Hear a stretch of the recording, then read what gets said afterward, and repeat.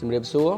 ខ្ញុំបាទវិជ្ជបណ្ឌិតពៅជាងហេងឯកទេសខាងជំងឺសួតនិងផ្លូវដង្ហើមថ្ងៃនេះខ្ញុំសូមចែករំលែកនៅគន្លឹះមួយចំនួនក្នុងការថែរក្សាសុខភាព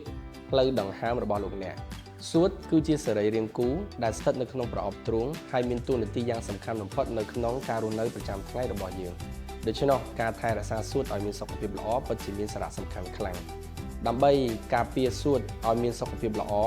យើងគួរគប្បីអនុវត្តនៅគោលការណ៍មួយចំនួនដូចខាងក្រោមត្រូវចាក់វ៉ាក់សាំងការពារជំងឺរលាកសួតជំងឺផ្ដាសាយនិងជំងឺ Covid ហាត់ប្រាណឲ្យបានទៀងទាត់និងជួបពិគ្រោះជាមួយនឹងលោកគ្រូពេទ្យឯកទេសខាងជំងឺសួតដូច្នេះបើសិនជាលោកអ្នកមានរោគសញ្ញាដូចជាក្អកហត់ឬដកដង្ហើមដូចឆ្មាសូមប្រញាប់ជួបជាមួយគ្រូពេទ្យឯកទេសខាងជំងឺសួតនិងផ្លូវដង្ហើមដើម្បីទទួលបានការពិគ្រោះពិនិត្យ